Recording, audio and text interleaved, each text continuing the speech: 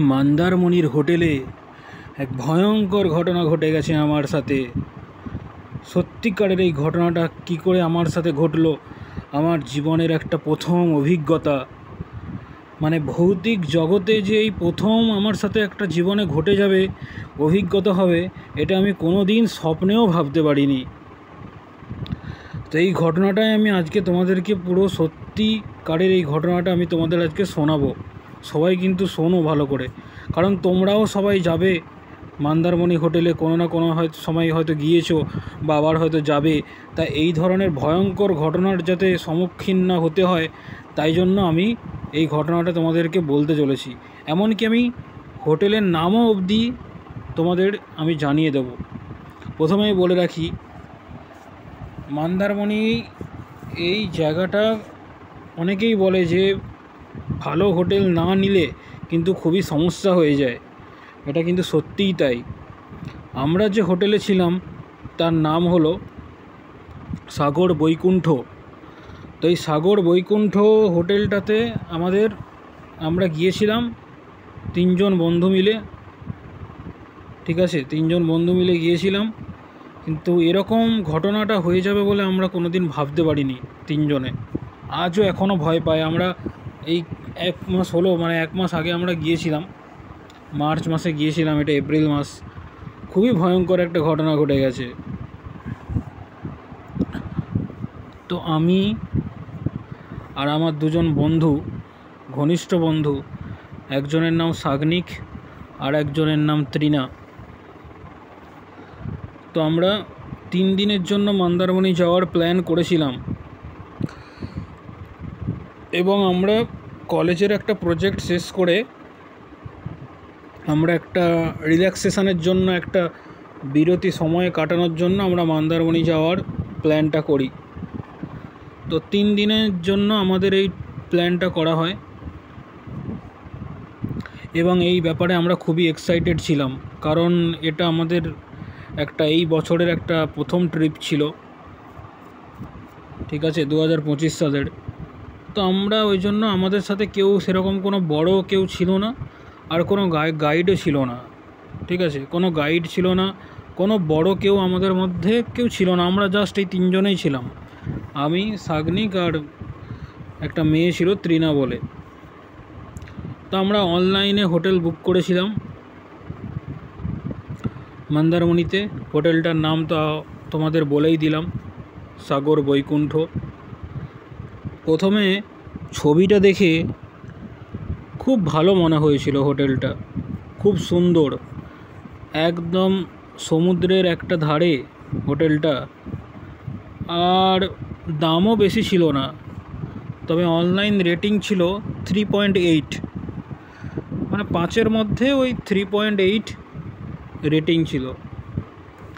তো আমরা কি করলাম, আমাদের সবার বাড়ি তো কলকাতাতে, তো এই জন্য আমরা শিয়ালদা থেকে ট্রেন ধরলাম। শিয়ালদা থেকে ট্রেন ধরে চলে গেলাম তমলুকে। তমলুক থেকে আমরা গাড়ি করে গিয়েছিলাম মন্দারমণি। সত্যি কথা বলছি, মন্দারমণিতে যদি কেউ সেরকম ভালো হোটেল যদি না নেয়, ভালোভাবে আগে থেকে জেনে, তাহলে কিন্তু রাতের বেলায় বিপদে পড়তে হতে পারে, সম্ভাবনা খুব বেশি। দীঘার থেকে মন্দারমণি জায়গাটা খুবই ভয়ানক জায়গা। আগে ওখানে শ্মশান ছিল। তো আমরা তারপর তমলুক থেকে চলে গেলাম গাড়ি ধরে মন্দারমণি। আমরা সন্ধে 6টার দিকে মন্দারমণি পৌঁছলাম। ঠিক আছে, তারপরে আমরা ওই হোটেল যেটা বললাম সাগর বৈকুণ্ঠ, তো সাগর বৈকুণ্ঠ হোটেলের দিকে আমরা আস্তে আস্তে এগোলাম। এগোতেই যেন আমাদের একটা গাটা যেন হালকা ছমছম করে উঠল। হোটেলের গেটটা খোলাই ছিল, কিন্তু আশেপাশে যেন একটা কেমন নীরবতা, একটা অস্বাভাবিক নীরবতা। এবার আমরা রিসেপশানের কাছে গেলাম। রিসেপশানে একটা মধ্যবয়স্ক লোক বসেছিল। তো এই মধ্যবয়স্ক লোকটার চোখে যেন একটা ধোঁয়াটে চশমা, মুখে যেন ওনার কোনো কথা নেই, শুধু আমাদের ডকুমেন্টস দেখলো, কাগজপত্র দেখলো, দেখে বলল 3 নম্বর ঘরে যাও। তারপর ওই রিসেপশানের যে বৃদ্ধর মানে লোকটা যেটা আমাদের বলল যে এরকম 3 নম্বর ঘরে যেতে, তো উনি একজনকে মানে যারা ওই ওখানে থাকে আদার্স যারা কাজ করে, যারা কাজের লোক, তো কাজের লোক একজন, তার নাম ছিল নির্মল। তো নির্মলকে ডেকে আমাদের বলল যে ওদের ঘরটা দেখিয়ে দে। তো আমাদেরকে নির্মলই নিয়ে গেল, রুমে দিল। তো ঘরটা বা রুমটা দেখে আমাদের প্রথমে সেরকম কিছু বাজে কিছু মনে হয়নি, মানে ভালোই লেগেছিল। তো এবার আমরা রুমের ভিতরে ঢুকলাম। রুমের ভিতরে ঢুকে দেখলাম একটা কাঠের একটা বিছানা, আর বড় জানালা, আর বড় জানলাতে সাদা পর্দা, বড় জানালাতে সাদা পর্দা, আর জানলাটা খুললেই যেন দূরের সমুদ্রটা দেখা যাবে। কিন্তু একটা ব্যাপার খেয়াল করলাম, এই ঘরে মানে এই রুমটাতে কোনো আয়না নেই, কোনো মিরর নেই, ঠিক আছে। তো তখনই তৃণা বলল, আমার বান্ধবী বলল, আয়না কেন নেই এই রুমের মধ্যে? তাহলে তো আমাদের একটু প্রচণ্ড অসুবিধে হবে। আমরা তখনই সঙ্গে সঙ্গে রিসেপশানে গেলাম, 3 জনেই একসাথে। তো রিসেপশানে গিয়ে আমরা জিজ্ঞাসা করেছিলাম যে ঘরের মধ্যে আয়না নেই, কী ব্যাপার? তখন যিনি রিসেপশানে ছিলেন উনি বললেন, হ্যাঁ ওটা আয়নাটা পড়ে ভেঙে গেছে, তা নতুন আয়না এখনও আসেনি। তারপর আমরা ওই দিন রাতের খাবার খেলাম। রাতের খাবারটা বেশ ভালোই ছিল। তো খেয়ে আমরা 3 জনেই ছাদে উঠলাম, হোটেলের ছাদে উঠলাম। ছাদে উঠে আমরা সমুদ্র দেখছিলাম, হালকা বাতাস, আর দূর থেকে যেন ঢেউয়ের গর্জন আসছিল, সমুদ্রের ঢেউ, মন্দারমণির সমুদ্রের ঢেউয়ের গর্জন আসছিল। বেশ আমরা এনজয় করছিলাম ছাদের মধ্যে রাতের বেলা। রাত তখন প্রায় 12টা না 12:30 বাজে। তো তৃণা হঠাৎ বলল, ওই দেখ তো, ওইদিকে একটা কে মহিলা দাঁড়িয়ে আছে মনে হচ্ছে না? আমি তখনই তাকিয়ে দেখলাম হ্যাঁ, একটা মহিলা দাঁড়িয়ে, সাদা শাড়ি পরে, চুল খোলা, আর মুখ স্পষ্ট যেন একটা বোঝা যাচ্ছে না। আমি কথাটা বলছি, আমার যেন রীতিমতো হাত পা কাঁপছে ভয়ে। ঘটনাটা একদম সত্যিকারের ঘটনা। আমার এখনও এই রাতের বেলা আমার পুরো গায়ের লোমগুলো খাড়া হয়ে গেছে। তো তারপর আমি ভাবলাম হয়তো এইটা হয়তো কোনো অতিথি হবে বা হোটেলের কোনো একটা স্টাফ হবে। কিন্তু 5 মিনিট ধরে একই জায়গায় ওটা দাঁড়িয়ে থাকলো, কোথাও হাঁটলো না। তারপরেই আরেকবার যখন তাকিয়ে দেখলাম ও যেন অদৃশ্য হয়ে গেল। তারপর আমরা ছাদ থেকে নিচে আমরা রুমের মধ্যে চলে আসি। তো রুমের মধ্যে ব্যাপারটাকে একটু মজা করেই নিয়েছিলাম। তারপরে রাত আস্তে আস্তে বাড়তে থাকলো, রাত তখন 1:30-2 হতে থাকলো। আর আমার বান্ধবী তৃণা তখন ঘুমিয়ে পড়ল। আমি আর সাগনেক, টোটাল আমরা 3 জন ছিলাম। তো আমি আর সাগনেক জানলার ধারে বসে আড্ডা দিচ্ছিলাম। হঠাৎ ওই জানলার বাইরে যেন একটা আওয়াজ হলো, যেন চুল আঁচড়ানোর শব্দ, যেন কেউ চুল আঁচড়াচ্ছে, আর কাঁচে নখ ঘষার মতো শব্দ হলো। সাগনিক কী করলো, জানলাটা সরিয়ে দেখতে গেল। জানলাটা সরিয়ে দেখলো কিন্তু কেউ নেই। জানলা সরিয়ে দেখলো কিন্তু কেউ নেই, শুধু জানলাতে যেন একটা লম্বা দাগ, আর যেন 3টে যেন একটা আঁচড়ের দাগ রয়েছে জানলাতে, কাঁচে। আমরা সঙ্গে সঙ্গে ভয় পেয়ে জানলার কাঁচটা আটকে দিলাম। আর ঘরটা যেন অদ্ভুতভাবে ঠান্ডা হয়ে আসছিল। সত্যি মানে তখন মনে হচ্ছিলো ঘরটা যেন হালকা হালকা যেন টেম্পারেচার কমছে, যেন ঠান্ডা হয়ে যাচ্ছে। আর তোমরা একটা জিনিস মনে রাখবে, যে কোনো হন্টেড জায়গা মানে যদি কোনো জায়গাতে কোনো ঘটনা আগে ঘটে থাকে, কোনো রুম বা কোনো হোটেল বা কোনো ঘটনা মানে যদি ঘটে থাকে, সেই রুমের না মানে টেম্পারেচার কিন্তু কমে যায়, মানে একটা শীতল অনুভব কিন্তু হয়। এটা কিন্তু এক্সপেরিমেন্ট করেও কিন্তু দেখা গেছে সায়েন্সে। ঠিক আছে, তোমরা ইউটিউব সার্চ করলেই এটা দেখতে পাবে। এনিওয়ে, যাই হোক, তো হঠাৎ করে যখন ঠান্ডা ঠান্ডা মনে হলো, তখন ঘরের যে নাইট বাল্ব ছিল সেটাও যেন আস্তে আস্তে না টিম টিম করছিল, মানে যেন নিভে যাবে এরকম ব্যাপার। আর এমনিতেই ওখানে মানে কি বলবো, মানে সেরকম যে ইলেকট্রিসিটির যে মানে জোরটা, মানে একটা ভোল্টেজ পাওয়ারটা যেন মনে হচ্ছে আপ ডাউন হচ্ছিল আর কি। তো তারপরে আমরা কি করলাম, মানে হঠাৎ করে দেখছি যে তৃণা হঠাৎ করে যেন, যে ঘুমিয়েছিল তৃণা হঠাৎ করে চিৎকার করে উঠে পড়ল। বলছে, দেখ তো আমার পিঠে না যেন কেউ হাত দিয়েছিল, তৃণা বলছে। আমরা তারপর আলো জ্বালালাম, আলো জ্বালিয়ে দেখি তৃণার পিছনে পিঠের দিকে 3টে যেন আঁচড়ের দাগ। মানে এটা সত্যি, মানে আমিও দেখেছি, মানে পুরো 3টে আঁচড়ের দাগ যেন লাল হয়ে রয়েছে। এবার তখন আমরা 3জনেই ঘাবড়ে গেলাম, 3জন ছিলাম। তো ঘাবড়ে গিয়ে আমরা ভাবলাম রিসেপশানে গিয়ে বলবো। যেই দরজাটা খুলে পাটা আমরা বাড়িয়েছি, অমনি যে কাজের লোক যে ছিল নির্মল বলে, ও বলল, এই ঘরটা কেউ ভাড়া নেয় না, তোমরা এই ঘরে আসতে গেলে কেন? এই ঘরেই একটা দম্পতি মানে একটা কাপল আত্মহত্যা করেছিল, সুইসাইড। এবার এটা শুনে তো আমরা পুরো ভয়ে মানে পুরো থমকে গেছি পুরো তখনই। এবার তখনই সাগনিক বলছে যে তাহলে তোমরা এই রুমটা দিলে কেন আমাদেরকে?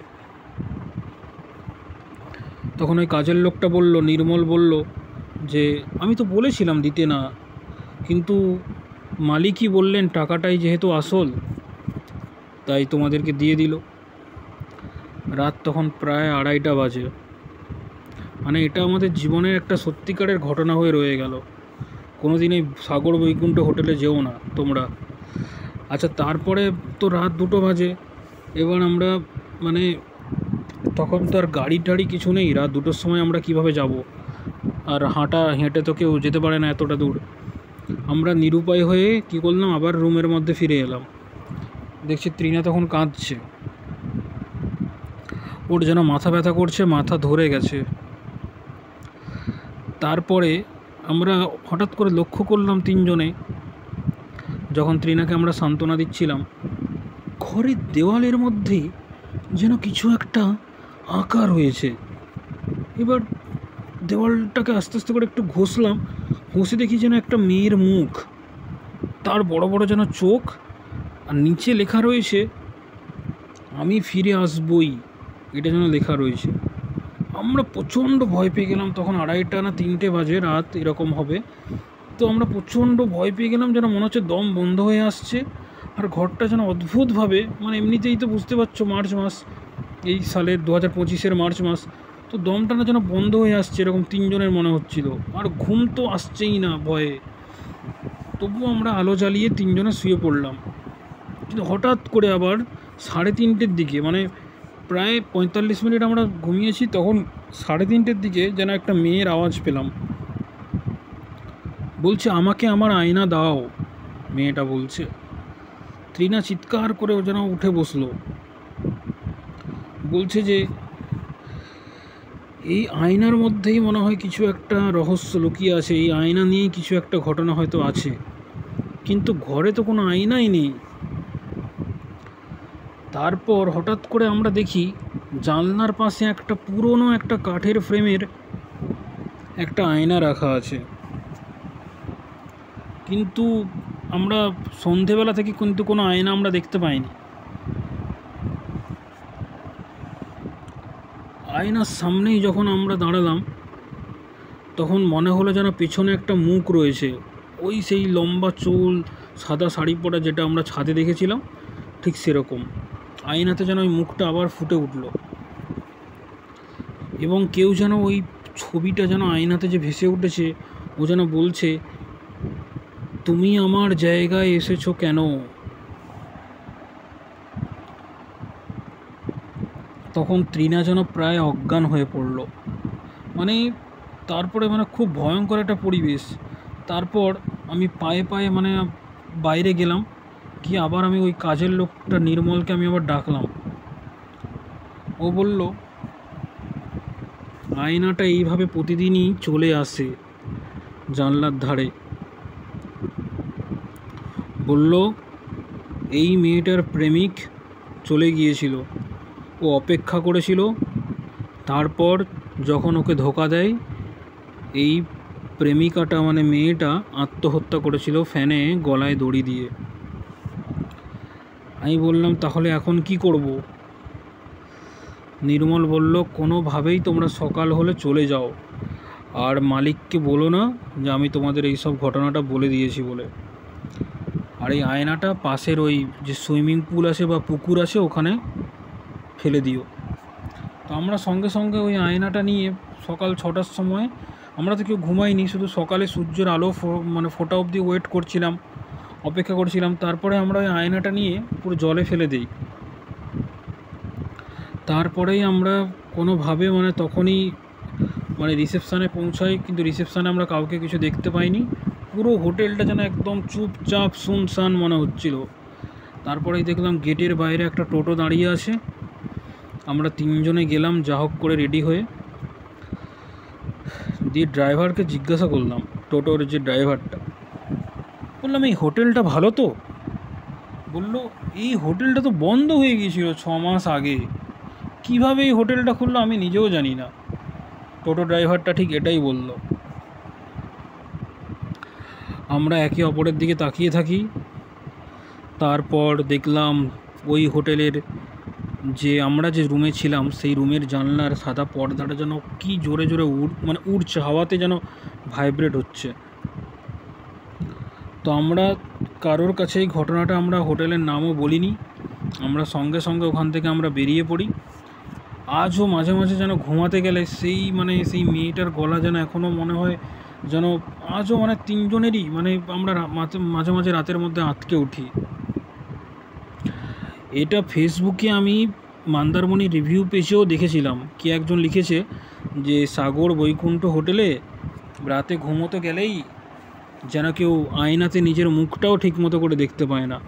মানে এই পোস্টটা আমি দেখেছিলাম, তারপরে হঠাৎ করে এই পোস্টটা ডিলিট হয়ে যায়, কিন্তু আমি স্ক্রিনশট নিয়ে রেখে দিয়েছিলাম, আমি ছবিতে দেব, তোমরা দেখবে পোস্টে।